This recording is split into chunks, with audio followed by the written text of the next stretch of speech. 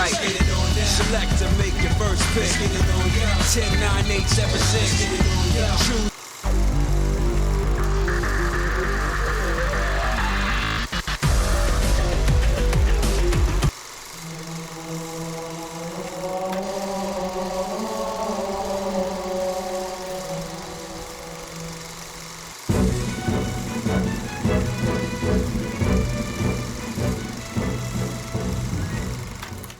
It's always the background details about video games that make them a lot more memorable than people really realize. For example, back in the arcade days, the only things people had to attract them to a video game was the attract screen, which is basically the main screen before the actual menu itself.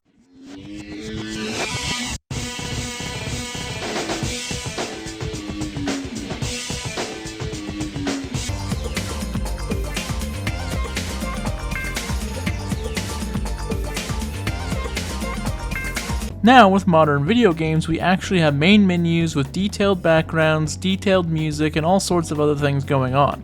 These are the things that make the actual menus in the games that we play memorable. For example, somebody when they play a game they haven't played in 5 years might say, "I'm home," typically referring to the background details, the main menu music, and everything surrounding the UI every time you boot up the game, because these are the same menus that you look at for hundreds and thousands of hours when you play these games. The real sad thing is that a lot of the games that we used to play as kids that still have franchises running today really don't put that much care in their UIs anymore, as the UI is just a thing blocking the way of playing the actual game. But in truth, a lot of developers really need to put heart and soul into the UI, because when a player thinks of the game, they're not thinking of the gameplay first. It's always that main menu when you boot the game up that everyone's thinking about. When you don't make the things surrounding the game interesting, such as the art and the UI, it instantly makes the game less memorable. For example, let's take a look at Street Fighter V here for a minute. A lot of Street Fighter V's menus don't really ooze personality. They ooze a bunch of squares that are in the way of you getting in your next match. Nothing really feels that important. Even the character select screen doesn't have that much interesting going on. Just some generic globe in the background and some set piece, and then a bunch of characters in the foreground. But then let's look over a Third Strike. In Third Strike's character select screen and menus, we have timeless music with timeless art pieces and timeless character designs, where the characters are just the 3D models that they use in Street Fighter V, which is perfectly fine for modern fighting games if the models look good. The problem is, in Street Fighter V they don't. In Street Fighter 3, the artwork on the main menu works here because it would be kind of strange to have the sprite characters on the menu, but even if they were here, it would probably look worse for it. But if they were 3D models that looked really good, it is possible to make it work. But let's be honest with ourselves, timeless art is always a hell of a lot more interesting because it puts more effort in the actual UI itself than putting a character model in the main menu. Now we can use Street Fighter 4 as an example, where that is a game that also used art for its character select screen, and that's one of the first modern fighting games with actual highly detailed 3D character models. They may have not aged so well, but you get the idea. Capcom still goes out of their way to make timeless art pieces for each individual character to make the UI feel a lot more alive and not just some generic blocker in the way of your next game. So now you might be asking yourself, how come the UI right now in Street Fighter 6 is not getting lambasted by me, but the UI in Street Fighter 5 is? And that's because the UI with the character select screen in Street Fighter 6 actually has the characters doing a lot more in their idle and feeling a lot more alive than just a still piece of artwork.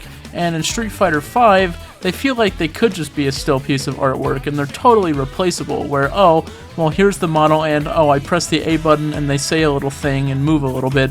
In Street Fighter V, they're always oozing personality by doing all sorts of stretches or all sorts of movements that are totally in line with who their characters are.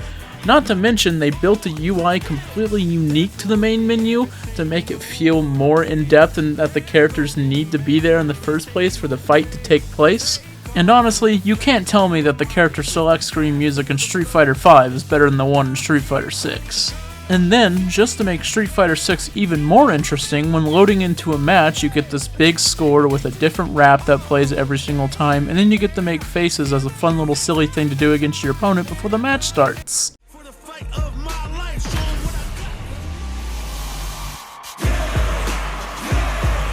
started from the bottom and I'll never look back. Look at all my haters, y'all making a mess. Where in Street Fighter V, well, what happens in Street Fighter V? The characters do a little generic pose when they go into the loading screen, they stare at each other for a second, do like a laugh or something, and then the game shows you ads. Some of my absolute favorite UIs when it comes to games are definitely ones that intentionally try to stand out. For example, let's take a game like Gran Turismo 3 of the PS2. I'm not a huge car game guy, but I have to admit, just the UI alone makes me want to play this game all the time. Something about the satisfying music sound effects upon clicking on different icons, and just the overall presentation always leaves me completely satisfied every time I turn the game off. I can't help it, literally going into that UI is the reason I actually play that game sometimes, and I wish I was kidding. It's probably my favorite video game UI ever. Like, I'll be the first to admit, the first time I ever had any kind of orgasm was probably the first time I pressed the X button in this game's menu. It's not even stuff just like the UI of like going into another race or going to sign up for tournaments and stuff that makes the game feel satisfying. It's actually other stuff too. Like, buying a car in Gran Turismo 3 has never been more fun in a video game. The idea of buying something has never really been that satisfying, but Gran Turismo 3 actually makes it one of the most fun parts of the game. It wouldn't be fair to sit here and talk about all these main menu UIs and then not talk about Smash Bros. Melee, one of the games with the most unique menus I think I've ever seen. No Smash Bros. Game since especially has ever actually copied it. What's really cool about the main menu, besides for all the unique sound effects and backgrounds and stuff that are going on in the game already, it's also, interestingly enough, a 3D plane. It's not actually just like a stable background with stuff moving. Smash Melee's main menu is actually a 3D stage just like any other stage in the game, and the C-stick actually allows you to move it around as well. There's also a lot of hidden messages in the background of Smash Melee's background as well. For example, you can see stuff like Smash Brothers or Smash Brother or all sorts of other stuff in smaller text that you wouldn't really normally be able to see unless you had some kind of camera otherwise to get a view of it.